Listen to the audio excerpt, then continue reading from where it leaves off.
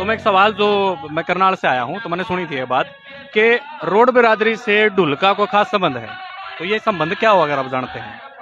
देखो जी, इसके बारे में तो मैं ज्यादा नहीं जानकारी, क्योंकि बुजुर्ग ज्यादा बताएंगे। हाँ, थोड़ा मैं बताऊं। हाँ जी। रोड बिरादरी का ढुल समाज से ये संबंध है कि जो भी खेड़ा बंधे हुए हैं ना, हाँ जी। हर गांव जो बसा है, पहला खेड़ा बांधने में रोड जाति को लिया जाता था। जी। ये हमारे ढुल समाज की रिवाज है पहले दिन से।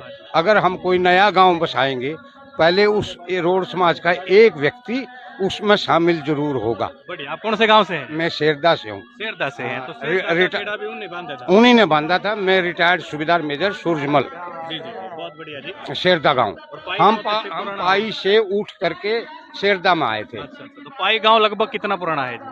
बस देखो जी, पुराने का तो कह सकते हैं, लेकिन सबसे बड़ा गांव पाई ही है, क्योंकि पाई से ही सारे गांव निकले हुए हैं। हाँ जी। तो मतलब नींव पाई की है इनकी लगभग सब की। अंदाजा कितना लास्ट में? 900 अंदाजा साल पुराना लगा है जी। लगभग 900 900 साल पुराना है। ये इसके इतिहास रहा है, सुनाने लगे तो लंबा हो जाएगा, लेकिन 900 साल पुराना है। 900 साल पुराना। हाँ जी, 1200 ईस्वी में जाके ये बसा था अपना पाई। बहुत बढ़िया।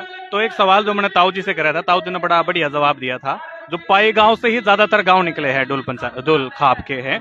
तो इसमें सवाल यह था कि पाई गांव का भी खेड़ा रोड बिरादरी ने बांधा था। जी बिल्कुल। रोडों का खेड़ा बांधने के पीछे एक इतिहास है। वो इतिहास अगर आप जानना चाहो तो मैं बताऊं आपको। ये ऐसे हुआ था, जब जो हमारी ढोलों की शुरुआत हुई थी, बेसिकली एक रांगड़ थे, राजपूत जी थे, उनके साथ एक ढोलों की लड़की प्रेम में पड़ गई थी।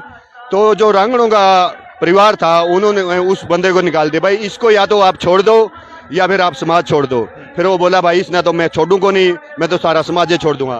तो अपने डंगर गायें वगैरह लेके वो बाड़ू गांव है, वहां के टिल्ला होता था, वहां पे काफी समय उन्हें भैंसे चराई, गायें जो भी थी उसकी अपना पालन पोषण वो झोपड़ी डाल के करता था। समाज में पहले मकान भी नहीं होते थे, ज्यादातर गांव झोपड़ियों में ही बसे होते थे। फिर क्या होता था, जो हरसोड़ा गांव है वहां पे एक रोडों का गांव था एक्चुअली में ये। तो उसके पीछे क्या था, वो रोड बड़ा मतलब नाम हो गया था उसका, बदमाशी करता था और बड़े तंग हो गए थे समाज के लोग।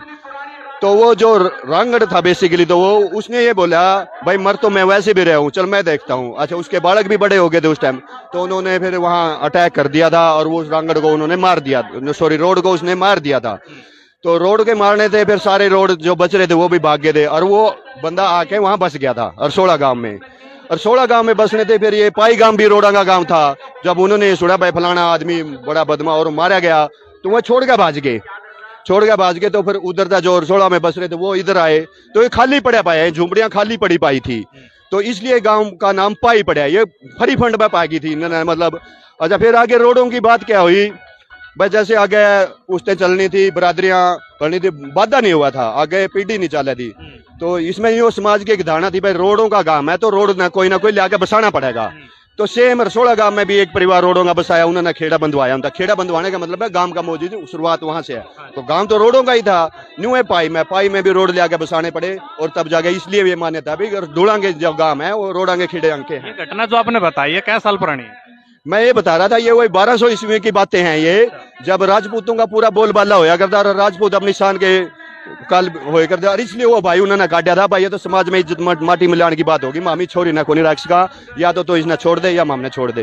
तो बोले भाई तो हमने छोड़ दूंगा। ये ऐसी कहानी है ढोलों की। जी जी जी, बहुत बढ़िया। धन्यवाद जी, ये सारी जानकारी देने के लिए बहुत बहुत धन्यवाद आपका।